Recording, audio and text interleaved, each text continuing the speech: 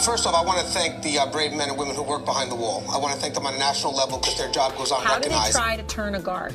Well, correctional officer. Sorry, I apologize. But correctional officer. How you guys doing today? It's Anthony Gangi, host of Tears. So guys, I want to briefly discuss the importance between communication between a supervisor and the person that's directly in their charge.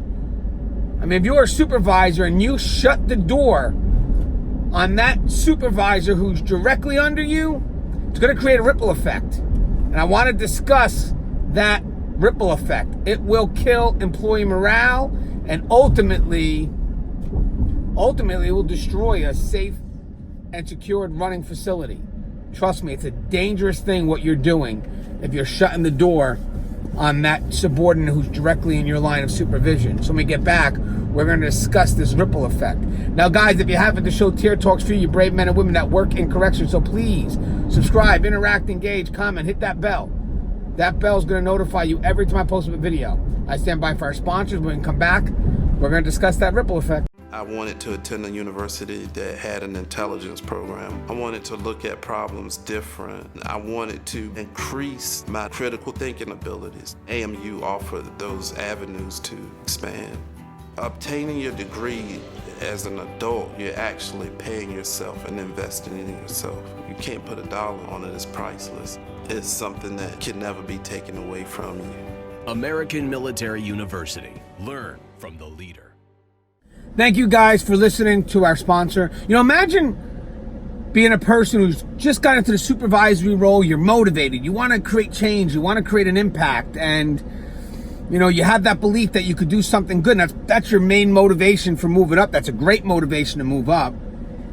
And you wind up having to report directly to a supervisor now who's disenfranchised, who doesn't care. And every time that you have a concern, they shut the door. They don't listen. It's a problem in this department more than we know in corrections. It's a problem because we have a lot of people that want to create a very powerful impact. They get into the field for the right reasons. They get promoted for the right reasons. Motivation purely is to create positive change. And then this one person who's disenfranchised, who just doesn't care, shuts the door and creates a tremendous ripple effect that doesn't just affect that individual, but also affects their front line, the people that they're responsible for, and ultimately the department in general, the agency in general, the profession in general. I always believe that there should be good communication between each level of command. So from frontline to the immediate supervisor to maybe that administrative supervisor, department heads to the administrative side, because this is where the flow of communication must exist. Because this is where the bottom up and the top down communication comes into play. If at any point a door gets shut, you lose that. And if it's bottom up, you lose that connection to the front line. And if it's top down, you lose that connection to the upper echelon.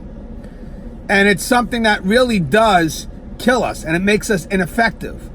So I want to talk about two things with this ripple effect, and it's going to be quick.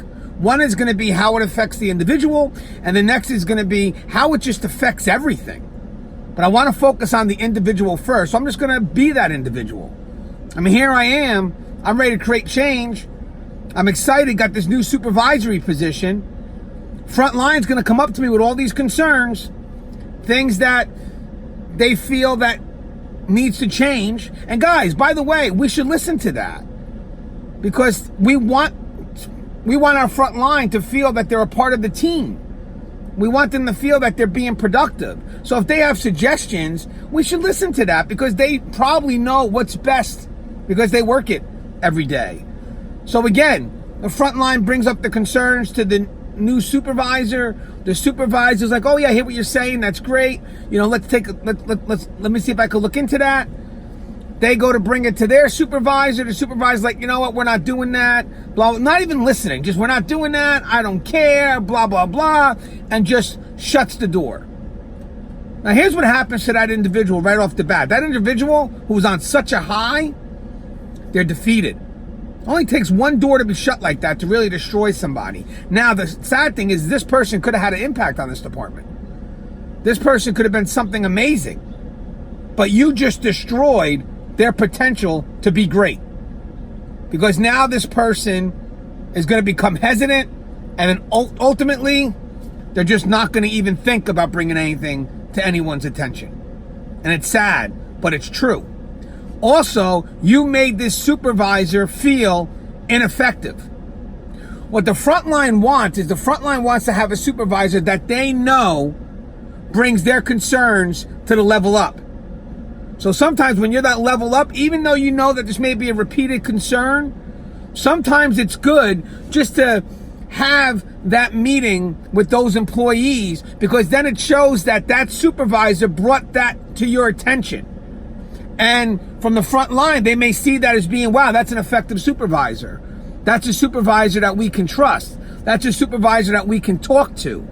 As opposed to you shutting the door, and now the supervisor looks like they haven't done anything. And trust me, they have. They just can't. No one wants to listen. And they start losing the trust from their front line.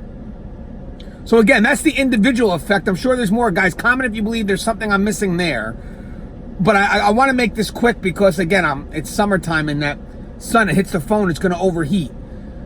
The other concern is that we start losing out on our connection to each other. And when we're not connected, we don't understand what each other needs. We don't. And that's why that communication is so important. Because the moment you say that no, for no reason, just because you just want to say a no because that's who you are, well, now this person is going to be hesitant when bringing that concern to you again, to the point where they're not going to bring it anymore.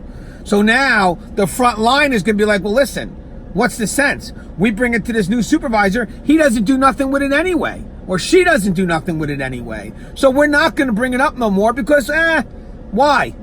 Why should we? So now you have a front line that's defeated. You have a supervisor who's being seen as ineffective, even though they want to make a difference, but they've been shut down. Employee morale is gone.